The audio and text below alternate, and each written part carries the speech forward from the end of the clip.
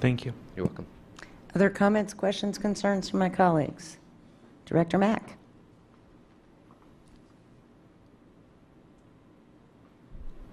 I just want to read the language really quick. That's the change. So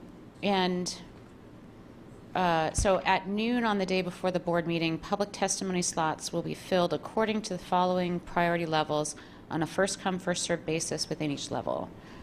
Number 1 is individual speaking to an action item on the agenda. Number 2 is individual speaking to introduction items on the agenda. And number 3 is individuals giving comment of a general nature. And that signups received after noon on the day before the meeting will be added to the end of the list on a first-come, first-served basis. That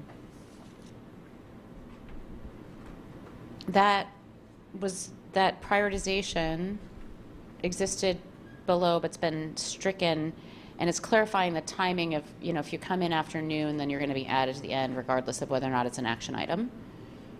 Okay.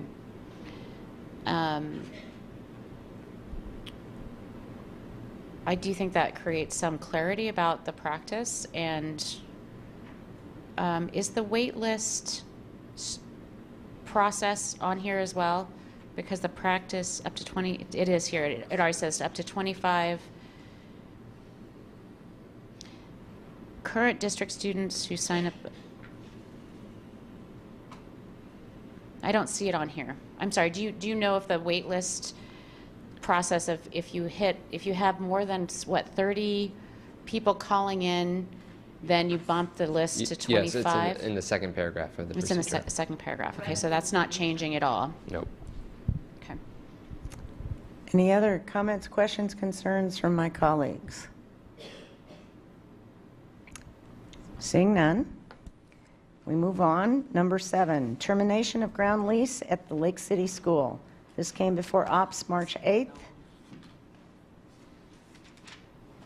This came before Ops March 8th for Consideration. Thank you. Approval of the item would approve early termination of the lease with Lake City Professional Building, LLC, in the payment of the amount of $6,193,000 for the Lake City School to provide for increased flexibility to meet capacity needs of the Seattle Public Schools. I see Bruce Scowra at the box. Please, the floor is yours. Good evening. Bruce Scowra, Director of Facilities. So I'm here tonight to request board approval to execute an early termination of the lease for the Lake City Professional Building.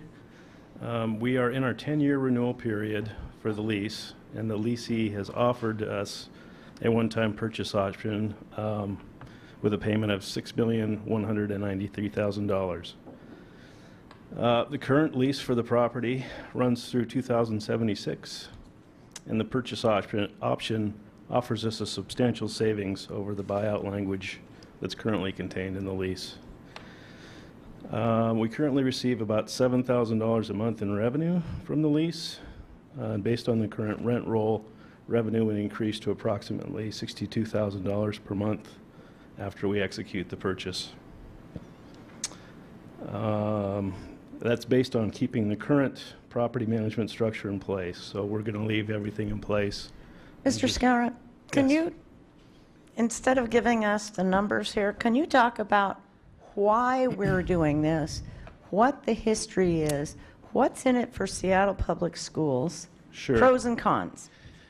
Well, the pros and cons. The pros are it's not really a great lease for us. This lease was negotiated back in 1986, and it hasn't been a real strong lease. I think the leasee, the general partner, is slowing down. He's getting older, wanting to retire, wanting to liquidate. I think it just offers us some flexibility in the future. If we do need the building for capacity, currently we don't, but we would see an increase in revenue over the current lease. So are we essentially land banking then with the option to, if we need it, to rebuild, emergency, et cetera, with some notice, and then we have flexibility? Then we have flexibility. We could also lease the building. Can you please speak up? Sure. You're talking really low. Thank you. We could also lease the building to somebody else with better lease terms, because the current lease really isn't a great lease for us, and it runs through 2076. Okay, I get that part. Now, would it need to be completely redone or rebuilt on the land? And/or how many students would it fit? It's a small site. It's a small school. We're probably talking 350 students or less. We did a feasibility study a few years ago to get the building back to a school, and we were looking at that time about $16 million to make it a school again. Okay, Director Mack? And then Director DeWolf? Yeah, hi, thank you. I actually have a series of questions. I hope you don't mind going through them, just for clarification and background. Sure. Just to clarify what you just said, from a revenue standpoint, we currently receive $7,000 a month. By buying this back for over $6 million, 6193, yes. spending the $6 million, we would take over the current leases, which would yield us $62,000 a year. A month. A month. And the cost would be paid back within 10 years, but there's a possibility that we could need this in 6 to 7 years based on what the bar says. So there's a couple, so I'm wondering what, and maybe we don't need this now, but I'm wondering what the net loss ends up being over that time. So that's one question I have, is what that net loss is of the buyback and the exchange of revenue. Okay. And also, I think you know the answer to this off the top. There was an offer made to the district some years ago, and the board at that time refused it. And what was that offer? I believe it was 1.8 million, and that was, I think, in 2012. Right. So at this point, real estate is far more expensive than it was 10 years ago. So we missed out on an opportunity years ago. However, we have to be responsible now with whether or not this is a good deal as well. Has there been an assessment of the property condition and whether or not there are any major systems or renovation to the building that would need to be done under our dime after we took it over? Specifically, I see that there was some sort of drainage system corrective action mentioned. Yeah, there is a current drainage condition corrective action. It's a fairly minor condition, that the drain system needs to be basically pumped out, cleaned out, and they haven't done that work. Everything else has been updated. Part of the deal with 2012 was there's some major work that needed to be done to the building, and he also didn't have the building fully rented at the time. Because we didn't execute on that, he was forced to put a roof on the building and upgrade the HVAC systems.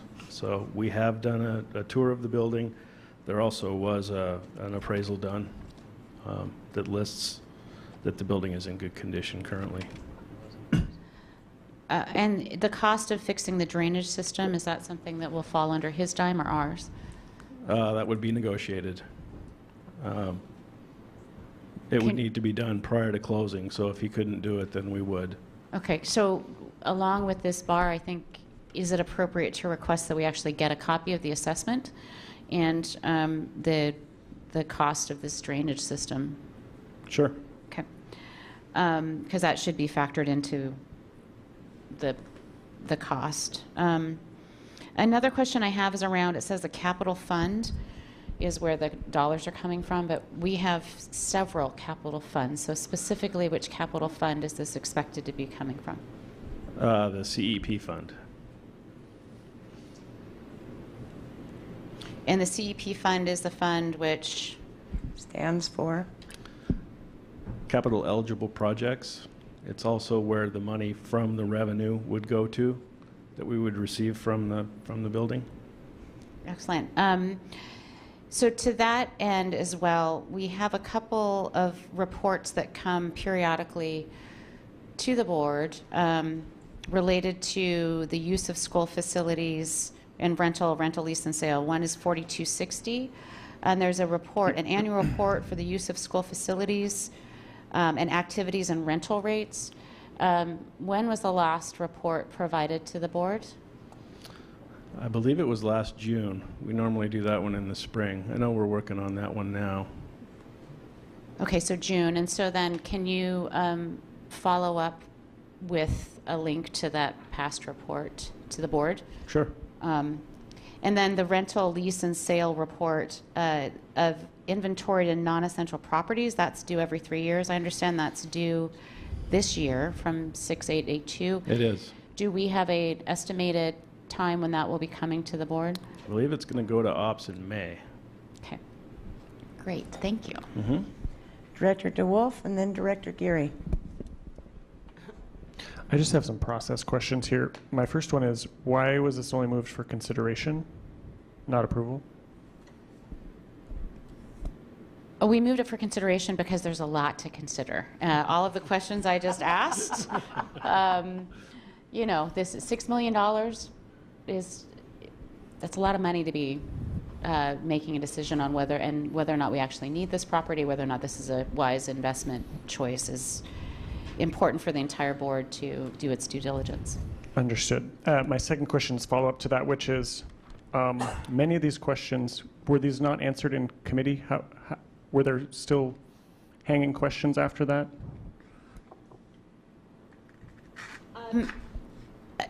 Some of these questions were answered, and they are answered in the bar. I think for transparency, it's helpful to daylight that here for the entire board to hear. And so we also in operations still ran an hour over. We had 14 items, and so sometimes in committee we actually don't have the time to go as deep as may need to be done. So I hope that answers your question. That does, thank you. Director Geary and then Director Burke. So looking at this property on Google Maps, I see that it is right next to the Virgil Flame Park. It is.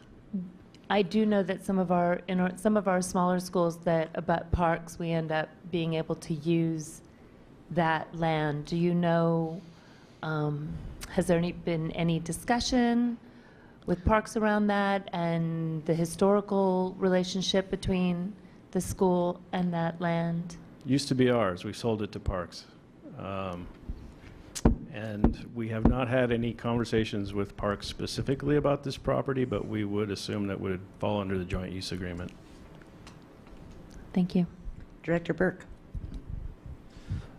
I have questions, which maybe this isn't the place to answer because it's related to the negotiation, but it seems like we're paying more than appraised value for something with essentially a 9 to 10 year payoff. And so that's just, without asking you to reply, I just wanted to share that that's my point of concern. And I can respond to that briefly. We did an appraisal about a year and a half ago because the lease was open for the 10-year period. I'm fairly confident that the appraisal would come in higher now, but we didn't want to spend the money to do another appraisal. And the other thing to consider is that this wouldn't come open again for another 10 years, potentially. And with the general partner retiring, we would probably be looking at 10 years before we'd have another opportunity to purchase the lease. I've waited months to be able to use the phrase opportunity cost. I just wanted to say thanks for the clarification on that. That's really helpful. Sure. Last question, at least from this person. Landmark building? No, I don't believe it is. No. Okay, social media says it is. Okay. I'd have to check, but I wasn't. Other aware. questions? Landmark means that it's a whole heck of a lot more expensive. Other comments, questions, concerns? Director Pinkham. Yeah, so I was looking over just the list of the current tenants that are in there too, and looks like there possibly could be someone that would also be in there until like 2027. Is that the latest that we'd possibly currently see getting extended that far? And then if we need this building by 2022, are we then going to have to buy out all those other leases as well? And how much is that going to cost? So we would have to buy out the current leases. The longest lease that's currently in the building is 5 years. There's 2 suites that are currently available that we've told everybody to go ahead and lease if they can, but they would be 5-year leases. We don't really see a need for the building in the next 5 years, but if we did have a need, then we would have to buy out those leases. Director Mack? Okay, thank you very much. Next up, number 8, creation of playground redevelopment fund. This came before Ops March 8th for Consideration? approval of this item would request the funding of a playground redevelopment project to pay for playground installations and improvements in the amount of $1 million.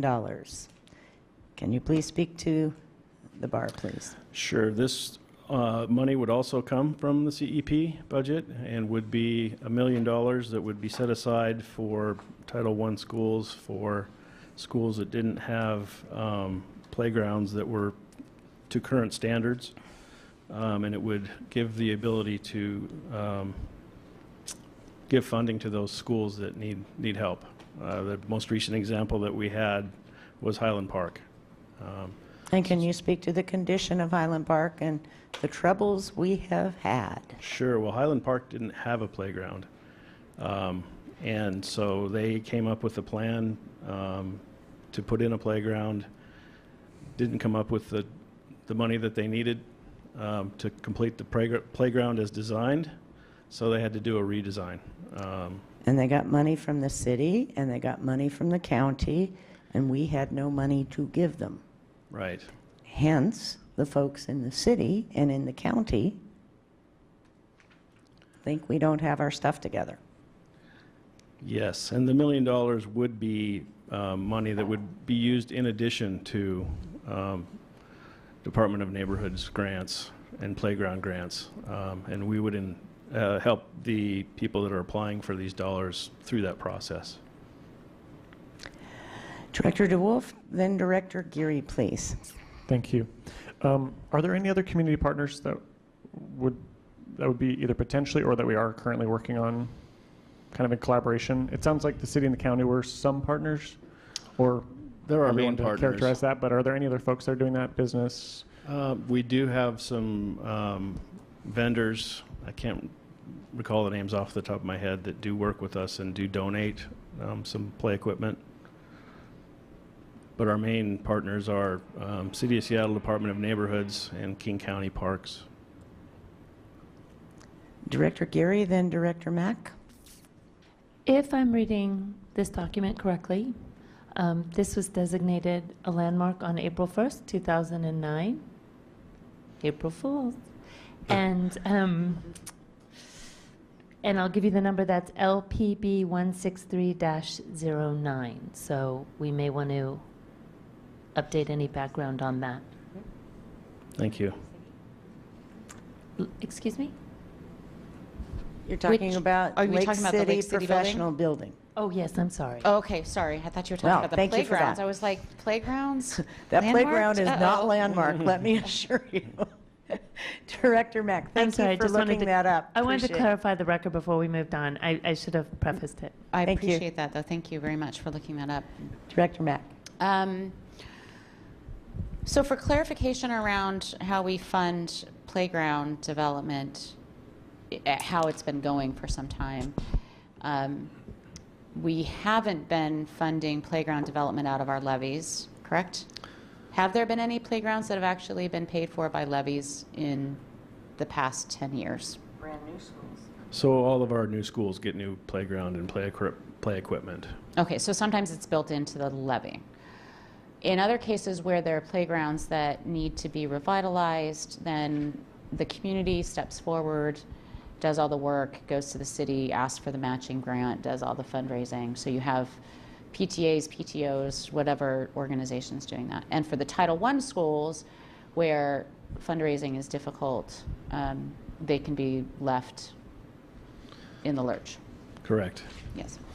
So one of my questions that we had about this fund is kind of a more logistic question of how it works inside of the district, because we have a number of separate funds for capital that are related to the levies or the CEP. And just for clarification, the request here, if I'm understanding it correctly, and correct me if I'm wrong, is to actually set up a specific account separate from the levy accounts from the CEP fund that would be dedicated only to playground funds. That is correct. Do we have a history of setting up other funds for any specific capital category? The only one that I'm aware of is our self-help fund, which gets $30,000 a year from capital to kind of work as seed money for some of our self-help projects. And this would be similar to that. So it would be a self-help fund that we could tap into to assist these schools in their upgrade process. Go ahead.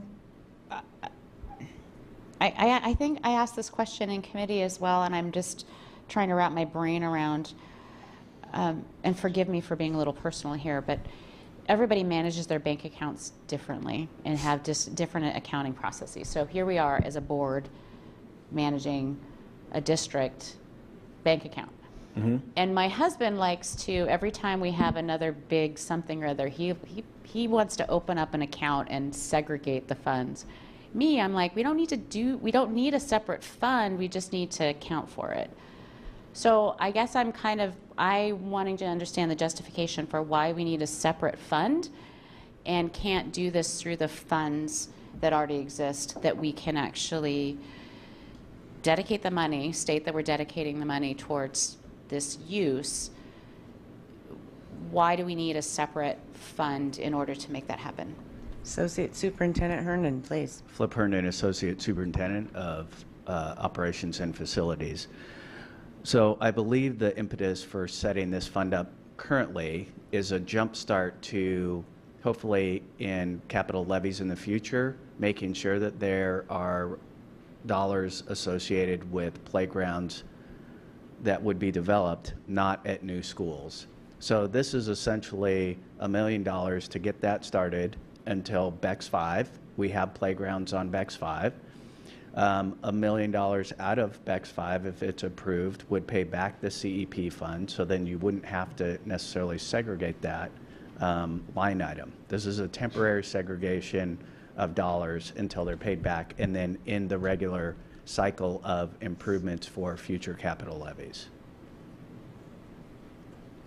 Does it strike anyone here, rhetorical question, that we talk a lot about fresh air and physical education and movement and brain breaks, but that we've never included playground renovations in our BEX funding?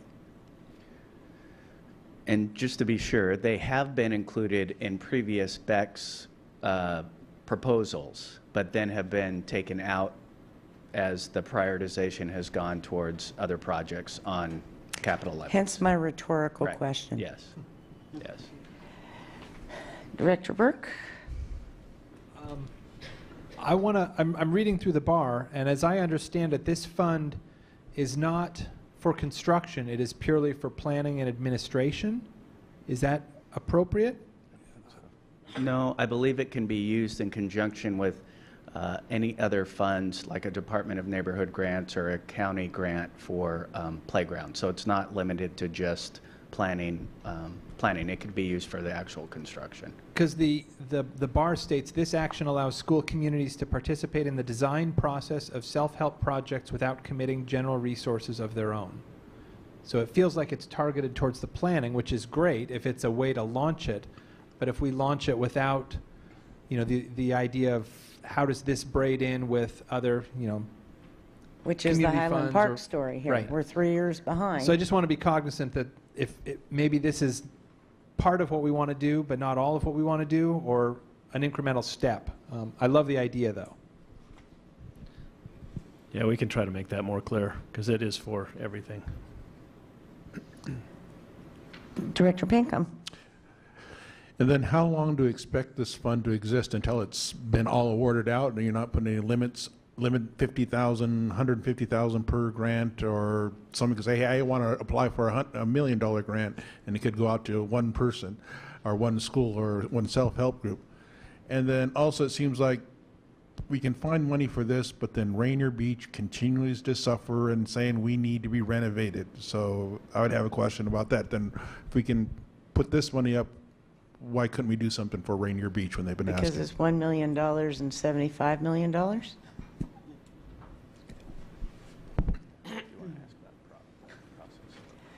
Okay, excuse me, Director Geary, please. I just want to note the responsiveness of this bar to an issue that you've raised, President Harris, and I appreciate that. And I want to say personally thank you, and Associate Superintendent Hernan is probably really glad not to be getting my and Councilmember Herbold's phone calls on a regular basis. Because when there is a will, there is a way. Director Mack. I want to follow back up on, thank you. I wanted to follow back up on Director Pinkham's question about the grant and how the grants would be decided. Did I miss it, that it's actually defined in here how those grants will be administered? Or is that something that we should actually be clear about before we're, because in effect, if I understand this bar, which I'm supportive of the intent, we are making, before we actually consider all of BEX 5, we are making a commitment that $1 million will be included in the BEX 5, and all the other prioritization lists there, that we're not talking about this $1 million in that context right now. If we approve this, we will be approving $1 million essentially, and a grant program that I would think needs some definition that would be helpful of how that's going to be administered. So is there a way to get that grant program a little more defined? So this wouldn't be a grant program. We would follow the grant program. We'd follow the guidelines of the neighborhood matching fund for playgrounds. But that would be separate money. So this would be the district's portion of the City of Seattle Department of Neighborhoods and King County grants. And it would go through our normal kind of self-help approval process for a project, with helping them through that grant process as well. Another portion of this is, as you've seen over the years, many of the self-help projects come to the board for approval because typically the total dollar amount exceeds $250,000. In that breakout, you would see where these dollars are being used in that grant. You're right, it's not an unlimited pot, and we're hoping again that this is a temporary measure and that we can include renewal of playgrounds on a regular basis into the capital levy cycles.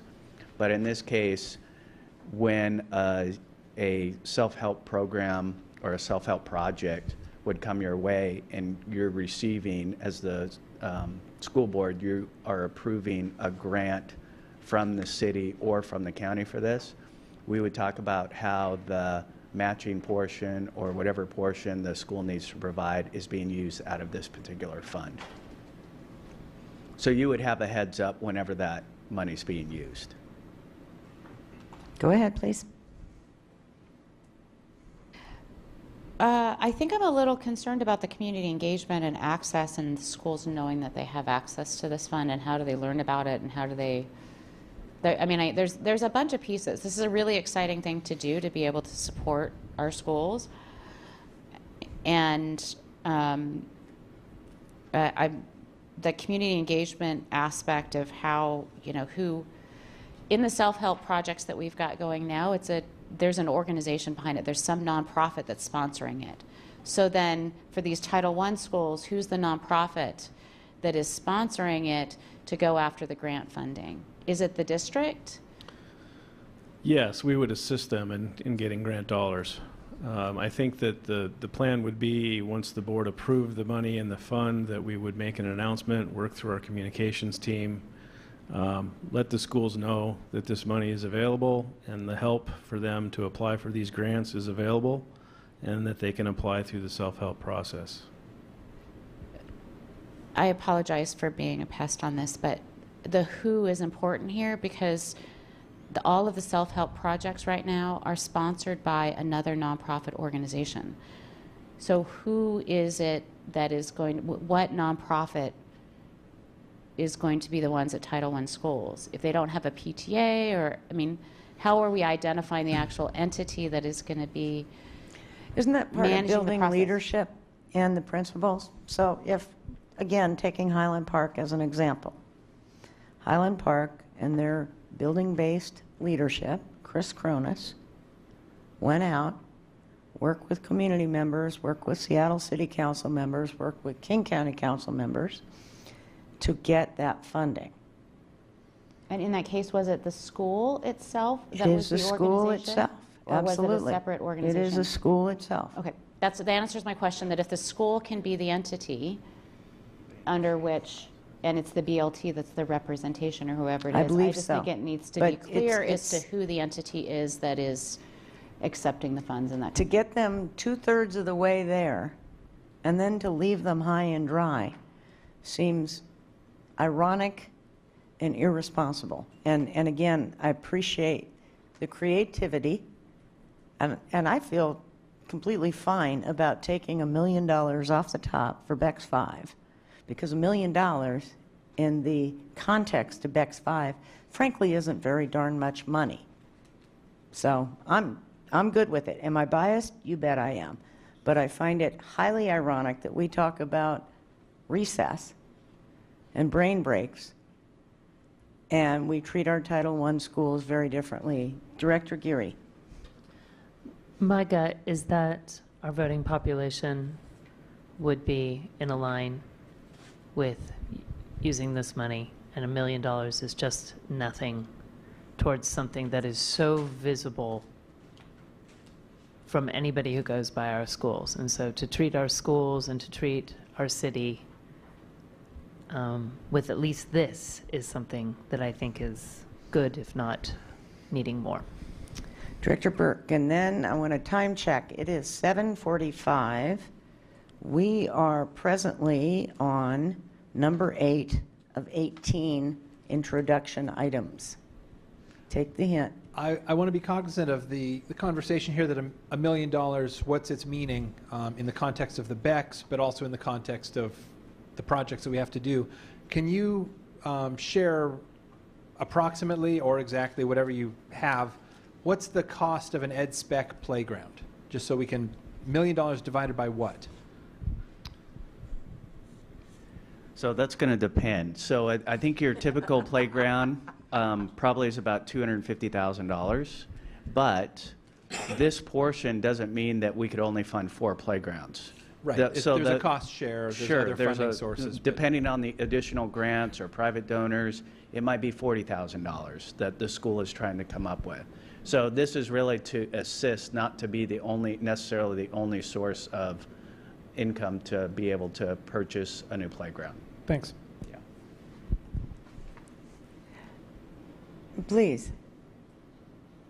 So I was wondering what other things are end up paying for playgrounds, since I hear that you're talking about several state and city grants, from what I can tell, and I'm sorry, I don't have the Yeah, well, information in front of me. our playgrounds are very much a neighborhood resource. You know, our students use the play toys during school hours, but the community and the neighborhoods use them, you know, after hours on weekends over the summer. So that's why we get money from the Department of Neighborhoods and also from King County, because they're very much a community resource as well as a district resource. And how much of the cost comes from those outside resources? Typically 60 to 70%. Thank you very much. Okay, we are on number 9. Recommendation to award contracts for furniture procurement for 2018 to 2020, bid number B01834. This came to Ops March 8th for Consideration. approval of this item would establish a competitively bid furniture catalog from which capital projects and schools can order furniture. Take it away. Yes, Richard Best, Director of Capital Projects and Planning for Seattle Public Schools. We competitively bid the furniture. You might remember we had brought a bar to you earlier this year. Our hope with our furniture selection process is that we could limit the amount of contracts that we enter into. We have been successful on cutting that number almost in half. We will have one additional contract to bring forth to you. We did not have a responsive bidder for our secondary schools, and they would also be providing the office furniture, so we are rebidding that portion of this contract. You are awarding 4 contracts greater than $250,000, and then we did note a contract amount in there. There will be a 5th contract that is under $250,000. The contract period is for a duration of 3 years, and we highlighted the furniture that we'd be purchasing for our BEX and BTA4 projects. We did an extrapolation for those schools in which we anticipate will have enrollment needs over the next 3 years. And then we also allowed a contingency of 10% in the contract amount because we know that schools will also utilize this, and they will not come through the Capital Projects Office. They will just reach out directly to our purchasing office to purchase a file cabinet, to replace, a desk chair, to replace a broken table. So we've put an allotment in there. We can use, we are not bound to use the amounts stipulated, but we can use up to those amounts stipulated, and then we'd have to revise those amounts by change order at a future date if we were to exceed those contract amounts. So would open this up to your questions. Any questions or comments from directors? Thank you. Seeing none, I have a quick one. The bidders that are responsive to this, are they current? We have current subcontracts with them, and do we have feedback on the furniture they're providing, the quality of that? Do we feel good about that? Several of these suppliers that are listed here, for the manufacturers, we do have current contracts with. Yes. And we had a very lengthy vetting process with staff to make sure that we were happy with the furniture, Director Burke, that we are providing. Thank you very much. Next item, item number 10, purchase of student and staff computers for the new BEX for Schools BTA projects, K-3 class size reduction and enrollment growth capacity classrooms opening summer 2018. Came to Ops March 8th. For consideration, the committee noted that there was a need for clarification on the numbers of students and why, what specifically is being It was purchased. funding. We had BTA 3 cited, and it was actually BTA 4 funding. Director Mack. For the record, approval of this item would approve the purchase of student and staff computers for a total amount not to exceed $1,200,000 for levy projects and the needed enrollment growth classrooms and K-3 class size reduction classrooms opening summer 2018. So correct. This will fund our technology purchase for Loyal Heights Elementary School, E.C. Hughes Elementary School, then our enrollment capacity projects, and then also our K-3 class size reduction projects. At the bottom, well, excuse me, you have your bars electronically. What this will provide on a classroom model basis is a teacher laptop, a desktop computer for the presentation cart in the classroom, and then an allotment of 16 student laptops for use in that classroom, and then the cart in which the student computers get plugged into each night. Director Mack? Greatly appreciate the chart now that has the school, the number of desktops, cards, laptops, et cetera. I appreciate that information. The enrollment growth capacity is TBD. Can you explain that a little bit more? Well, I would note that we're not through our full open enrollment period, but we do have projections in here based upon the current capacity planning that we're doing. We'll get those final numbers, Director Mack, 1st of April.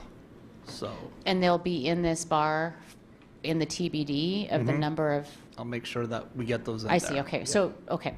I'm just wondering that we know the range. Yep. Okay, thank you. Cedric? So I was wondering, what's the actual class size? Since I know that you said that there were 16 laptops, I believe, per class. Well, that has been historically what we have provided. Our class sizes vary. Kindergarten through 3rd grade are going down to 17 to 1 for high poverty schools, 20 to 1 for non-high poverty schools next year. And then our secondary school, 4th and 5th grade, I believe, are at 25 to 1, and then our secondary schools are at 30 to 1. We provide one additional because we know that sometimes we have more than 30 kids in a classroom. But it is 16 computers per class, correct? Correct. And are those being shared among the entire school, or is it just in that classroom?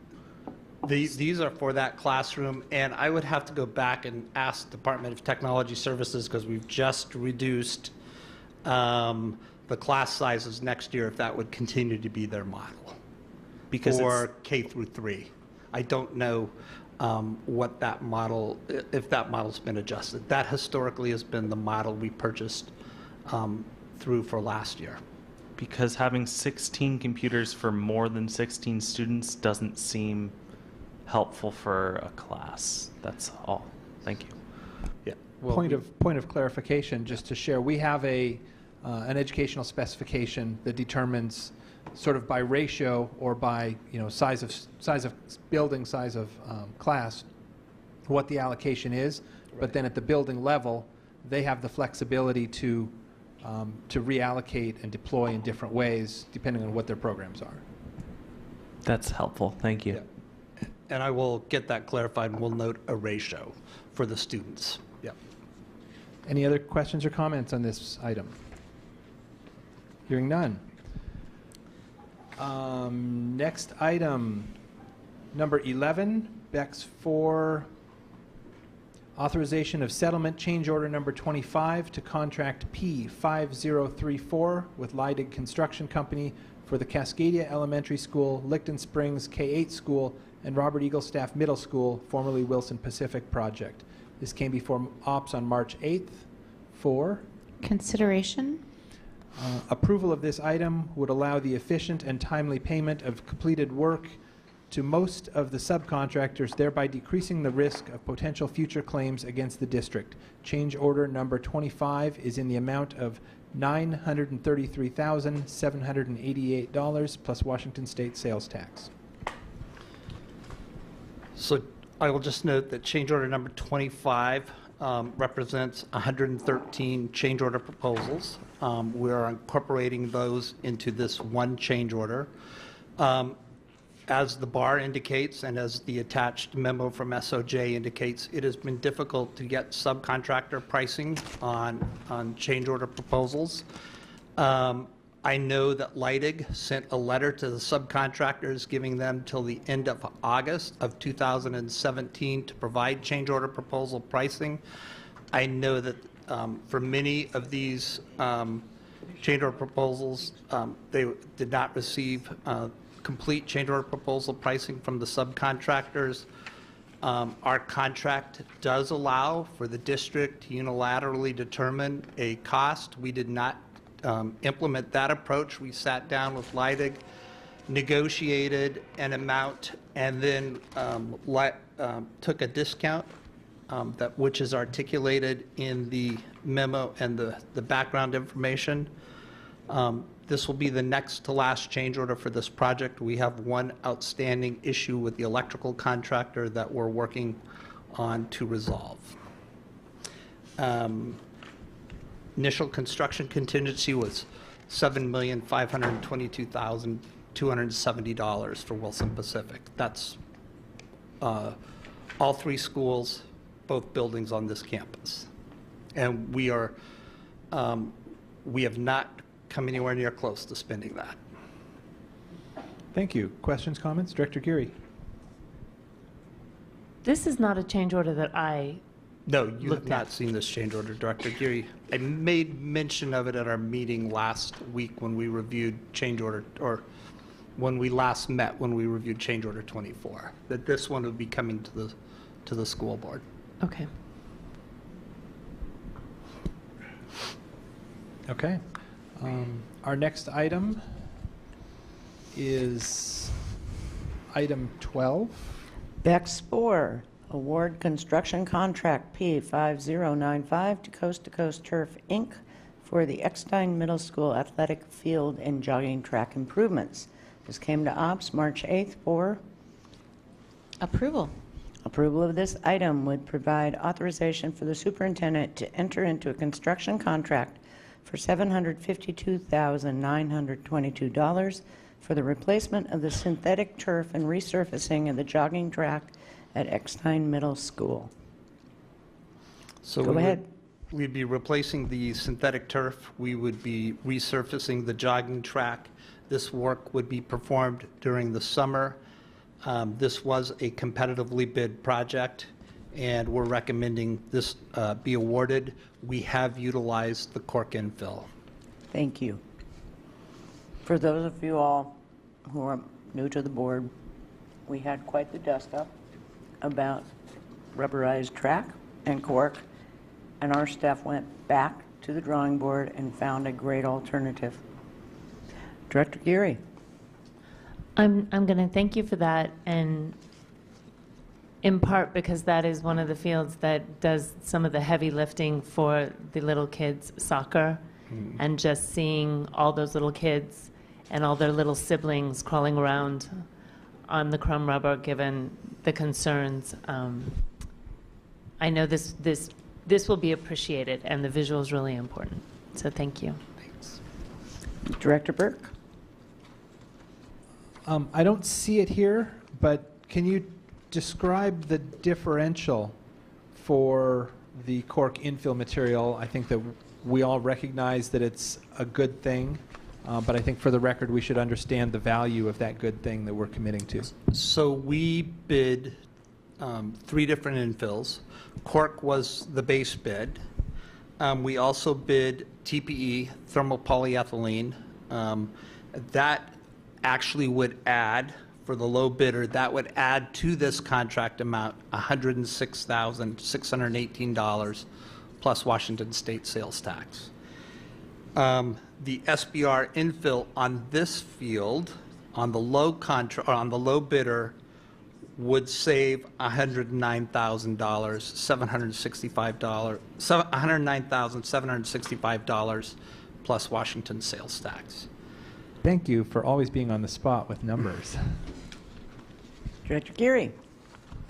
This is not a field that has nighttime lighting, correct? Correct. This And field. is that something that we should be looking at to expand field usage? It was raised, a point was raised to me that I think is good one, is that when Lincoln opens, Woodland Park is going to become even more congested, which is going to have a pretty strong negative impact on Roosevelt High School's use of fields. And while Roosevelt has the one field, it's a lot of users for that one field. Yeah. So I am wondering, has there been consideration to putting lights onto the Eckstein field so that we would have more fields to use in the Northeast? I will check to see if we've provided the conduit. I think we've provided the pathway, but we haven't gone through the city's departure or process for providing the lights there. But I'll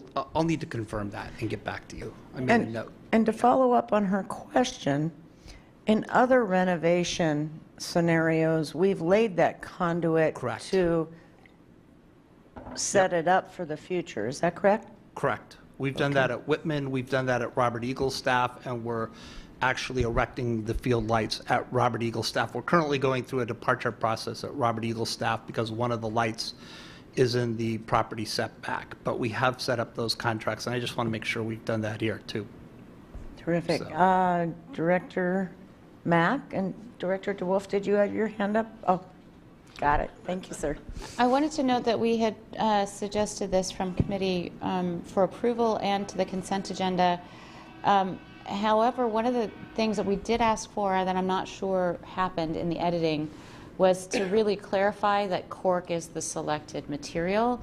In the way that this bar is written is still a little confusing to me when I read it because it talks about the base bid and bids numbers 3 and 4, and I'm just... If we could be loud and proud about this. I want to be loud and proud about the fact that it's cork, and we are Okay. stating that. Well, and It's in there, it's just a little... yeah. I was- Maybe in the paragraph that Okay, is public facing. okay. I will revise this, I'll make it I want you to know very- that the Edmonds School District passed their resolution because of us. Yeah, And I got friends there, and I really was proud of us. yeah. So I will Thank you. make that more clear. Okay. Number 13, and we have a time check. It's 8:05. BTA 3 and BEX 4 award construction contract K5095 to Bailey Construction for the Leschi and Lowell Elementary Schools seismic improvement and exterior door replacement project.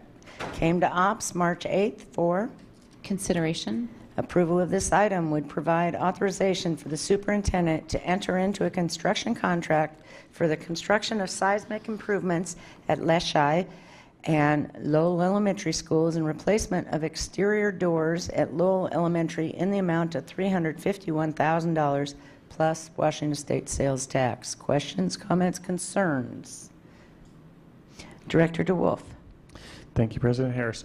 My first question, actually, yes, it is a question. Can you briefly just share what the earthquake retrofit improvements are going to look like? Kind of So- that. At these schools, we are pinning the existing masonry on the exterior of the building to the structure, so around doorways, so that if you're exiting the building, that masonry would not collapse in a seismic event. It would actually be pinned to the structure. And you do that by using a helical anchor through the mortar joint. I'm going to try to use that in a sentence tomorrow. That's I a love that New phrase. Yorker word, Helical isn't it? anchor. And then my second question is, what will this work mean for the normal operations of these two schools? Or is it going to take place during the school year? Or It's just trying to, it's if going it's to going take to place. disrupt. It's going to take place this summer. I'm not familiar, but I imagine the project manager has engaged in the conversations with the building principals to make sure there are not summer construction activities, or if there are summer construction activities, summer school activities, that it's highlighted in the work plan, so it's drawn to the contractor's attention during bidding, so they're aware that they cannot impact school. But I haven't had that level of conversation with our project manager. But our project managers are very sensitive to the fact that we're an educational institution. So that comes first. Other questions, comments, concerns? Seeing none, we move on. Number 14, BTA 3, BTA 4, award contract K5097 for the Chief South International High School needs to be added to the bar here on the public-facing piece. Southwest Athletic Complex Track and Field Improvement Project. Ops, March 8th for Consideration. Correct. approval of this item would award a contract to the King County Directors Association, KCDA, to support the Southwest Athletic Complex Track and Field Improvement Project in the scheduled value amount of $1,485,714 plus Washington state sales tax. So this is a project that we did not competitively bid. We utilized our relationship with KCDA and the purchasing cooperative. This is a project that the principal at Chief Sealth International High School Thank you. asked that we work around graduation. We were originally thinking of relocating their graduation. She said no. Graduation is a significant event for these students. They need to have it there. It created some timing issues for us. So we brought the contractor on board to figure out how to sequence this project. Generally, when you do field and track replacements, you want to do the field first and then do the track, working your way out so that folks, when they're doing the track, aren't on the field. We are actually sequencing this project differently. In May, we intend, and I'm going to highlight this, weather pending, in May we intend to resurface the track. In June, we'll have the graduation ceremony. As soon as the graduation ceremony is over, we will then go into replacing the turf and be ready for football mid-August. I am going to answer Director Burke's question on the previous, and just note on this project, we also bid the 3 infill materials. TPE had an added cost of $81,000. Cork, and this is a larger field, TPE had an added cost of $81,000. The SBR had a credit of $54,034. So this is slightly different than what you saw in the competitively bid, but there was and this is a much larger field than Eckstein's. So. District 6 thanks you. Okay, not seeing any questions, comments, or concerns, we move to number 15. BTA 4, approval of the project budget increase, modification to the architectural and engineering services, A/E, contract P1416 with TCF Architecture, an amendment to the general contractor / construction manager, GC/GM, CM, contract K5073 with BN Builders for the Webster School Modernization and Addition Project. Ops, March 8th, 4. Consideration. Approval of this item would approve a transfer of $6 million from the Buildings, Technology, and Academics Athletics BTA 4 Capital Levy Program Contingency and the BTA 4 Webster School Modernization and Addition Project budget. In addition, this motion would authorize the superintendent to execute a contract modification for $643,567 with TCF Architecture for additional design and construction administration fees, and a contract amendment with BN Builders to increase the guaranteed maximum price, GMP, to $23,900,000. The floor is yours. Yes, thank you. So this was a school that was initially built in 1908. The architect is Frederick Sexton. It was part of our BTA 4 capital levy. And when we went out to the public to advise the public as to how we were going to utilize this school, we indicated that we would be utilizing it as an elementary school. At this moment in time, the existing school does not have a gym. It has I'm going to call it two large covered play areas on the north side of the building. When sitting down with our architect and GCCM construction managers, they have indicated that this project with the gym will exceed the allocated project budget. The allocated project budget in capital levy BTA 4 was $31,737,094. They've indicated it will exceed the budget by approximately $6 million when you look at additional architect's fees, additional permit costs, and the ramifications of that. This board action, as Director Harris read, will actually do three things. It will increase the project budget, it will increase the amount that we will be compensating the architect, and that it will increase the amount that we'll be compensating the GCCM contractor. What we will get for this increase is a gymnasium on the west side of this building.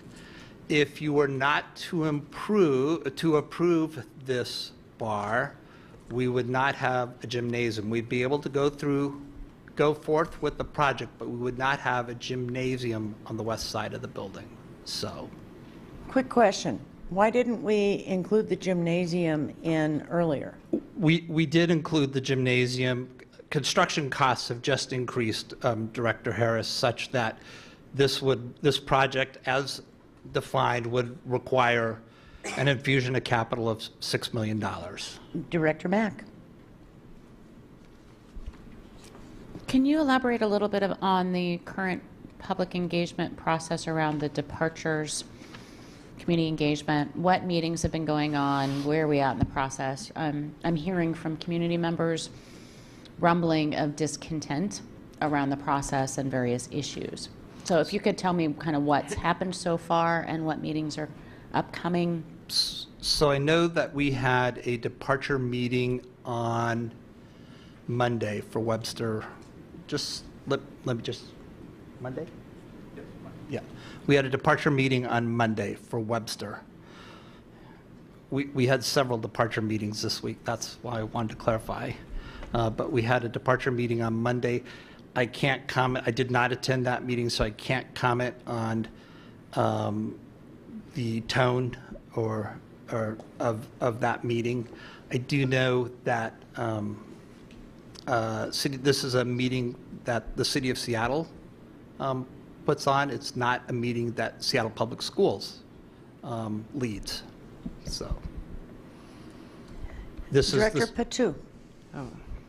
So when you say you've had several departure meetings, is that our meetings or is that city's meetings? No, departure meetings are the City of Seattle's meetings. Oh, When they invite us. We have also had some public outreach meetings, but that was long ago, as we were in the schematic design phase. I know I'm going to let me invite Eric Becker up to talk about the public engagement process. So are we did the city actually invite us to those meetings? Correct. The city coordinates with us to attend those meetings. Except for Green Dot Middle School.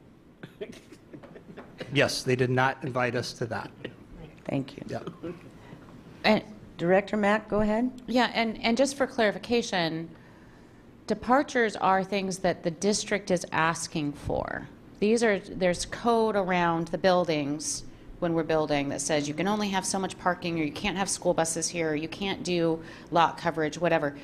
So we're making the request for the departure from code, and it's the surrounding community that's likely to say no, we don't like that or whatever, and it's the city's jurisdiction and responsibility to hold those meetings.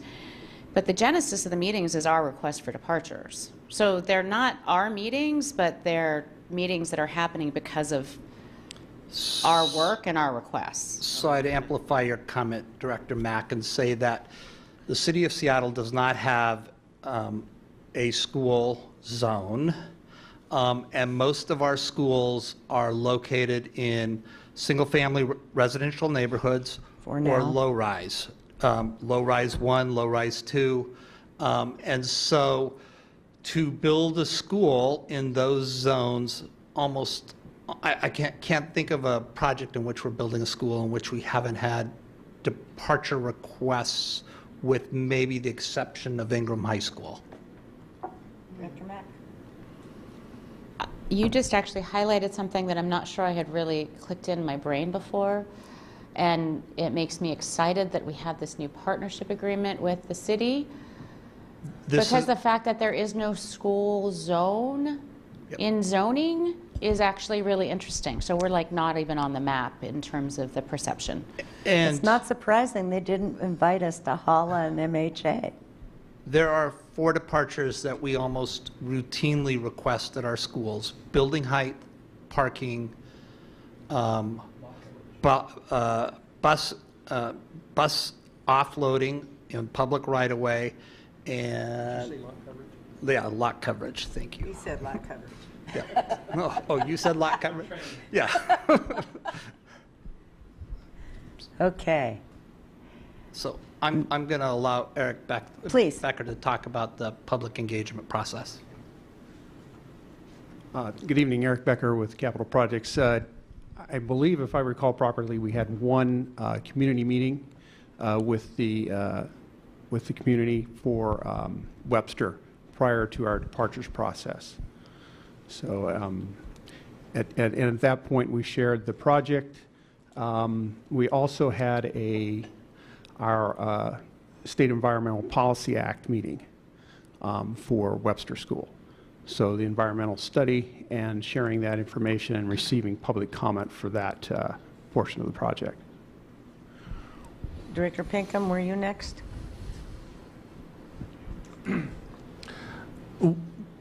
What is the lot size? Do we own the whole block that the school's on, or do we cut off at Webster Park? Or what is our footprint on this lot? And where would the outdoor play space go for this if we turn it to elementary school, and how big of an elementary school are we looking at? So as Bruce Scour indicated for the Lake City property, we at one time owned Webster Park. We sold that to the Parks District. We have had conversations, and I've participated in the conversations with Park District about our plans surrounding Webster Elementary School. They're very much aware. Our joint use agreement will be amended to include Webster Park by definition when we bring the school online. And the lot size, I believe, is 1.5 acres. The gymnasium is going to be located to the west of the historic structure with a connection in between. And what size of an elementary school are we looking at? We're looking at an elementary school that would house roughly 350 to 400 kids, depending on class size and grade levels. Okay. Director Mack and then Director DeWolf? Okay. Thank you. Yeah, to clarify, it's 17 classrooms, correct? There's, I believe, 19. 19, okay. Yep. So it's relatively small. There's 17 general ed classrooms, then there's 2 special education classrooms, and then we have an art science classroom and a music platform, so there's actually 20 classrooms. That information we did add to the bar. Okay, Director Burke. No, I'm sorry, I was just clarifying that last thing, and then Go ahead, what I please. actually wanted to, last comment, and thank you for the work on all of this, because there's so much. One thing that I realize has been a gap in communication is around making sure folks know that these community meetings are happening, or these departure meetings. And so a request that I'm going to be making is that we're going to be slotting these meetings onto ops agendas as upcoming meetings of interest for operation-related things, and also making sure that they show up on my personal calendar so I'm aware of them. So just want to let people know that logistically we're going to help close the gap on folks knowing these meetings are happening. Director Burke and then Director DeWolf. The elephant that is either in the room or in my brain is that... Oh, that's rich. Yeah. Ouch. Jokes. Is that the bar states this, the intent through the Beck's plan that for this to be opened as an elementary school. There have been conversations about other uses, and it doesn't feel like we have formally converged on how capacity and long-term planning leverage this building, and yet timeline for implementation, construction documents, April through August of 2018, that's next month. And so that's my concern, something that's going to open in 2020, and we don't have a clear, I don't think we have a clear 7-person, like, we know what this is going to be used, and we can communicate to our community what that is. So Director Burke, let me highlight 2 items for you on that. One is we had a conversation with the design architect as to if this building could be potentially utilized for a secondary school. His recommendation was strongly that it be utilized for an elementary school. Second item I'm going to highlight is, and when I say elementary school, I mean elementary school, potentially K-8 school as well. That's why we're designing the art classroom, so that could also be utilized for a science classroom. He strongly recommended against utilizing it for a secondary school. Second thing I would note is, and you are going to receive this information in the work session package that you receive on Friday for the work session on the March 28th.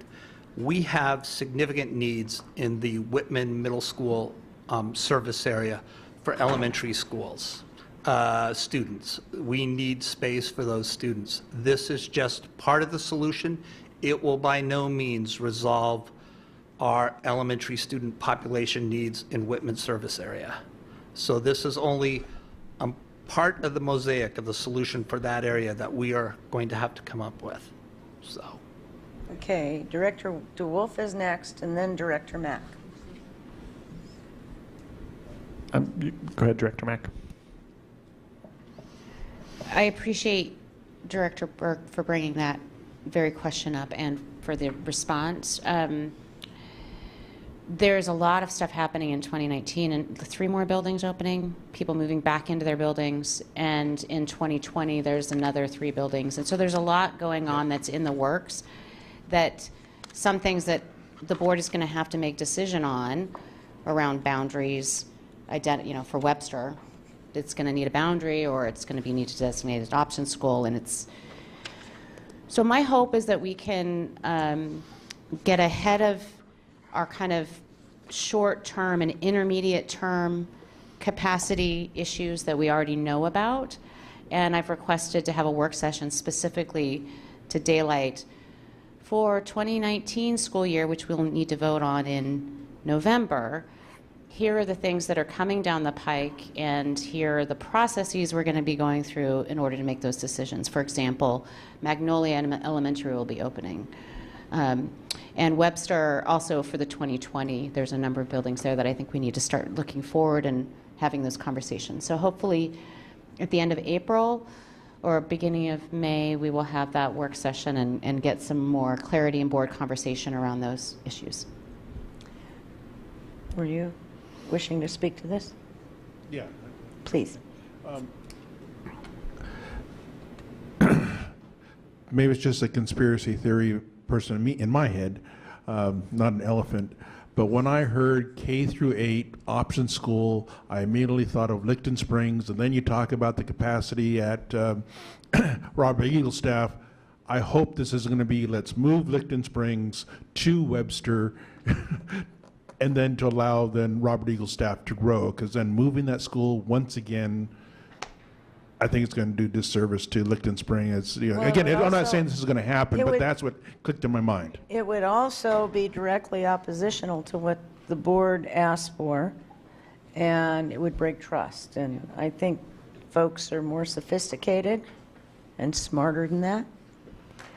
Okay, number 16. Resolution 2017-18-15, acceptance of the building commissioning report for the Olympic Hills Elementary School Replacement Project, OPS, March 8th for Consideration. Approval of this item would accept the building commission report for the Olympic Hills Elementary School Replacement Project. Yes, so as part of the closeout process for our large projects, we need to get board approval for that on the commissioning aspects have been complete. We need to report to you that it has been complete. I can tell you we have 2 mechanical electrical coordinators, Mike McBee and Mike Kennedy. They oversee our commissioning process. They work with a third party to implement commissioning of our building systems such that these systems work in the manner in which they were designed when they were engineered, and confirm that the contractor and the various subcontractors involved have these systems working as designed. And so we're recommending this be approved by you so that we can move this forward for completion. Questions, Project. comments, concerns, Director Mack? I actually wanted to point out, I think this got put into the minutes incorrectly and then on the agenda incorrectly. I have it noted as recommendation for approval and then to go straight to the consent agenda. This is one of those kind of celebratory sorts of things. This is an amazing building brought online successfully. But we don't need to spend a whole much more time on it, I don't think. Other questions, comments, concerns, taking her guidance into consideration? And if Mike McBee approves of it, I probably do too. Yeah, He's a tough guy. he is. He's very And thorough. rightly so. Yes, he is, very thorough. Number 17, VEX 4, Resolution 2017/1816. Intent to construct Wing Luke Elementary School Replacement Project. Ops, March 8th for Approval.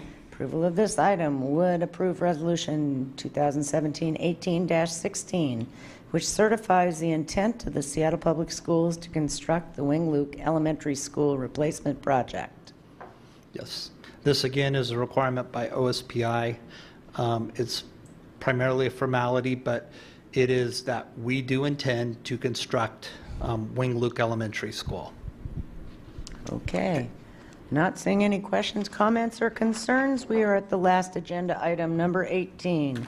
BTA 3, BEX 4, final acceptance of contract K5064, Bates Roofing LLC for the Leshai Elementary School re-roof project. Ops, March 8th for Approval. approval of this item. Would approve final acceptance of contract K5064 with Bates Roofing LLC for the Leshai Elementary School re-roof project. So this work was implemented in the summer of 2016. All closeout activities are complete, and we are recommending your acceptance so we can submit our final paperwork to the 3 state agencies in which we need to submit final paperwork in order to release retainage. Seeing no questions, comments, and concerns, this meeting is adjourned at 8:30. Thanks all very much.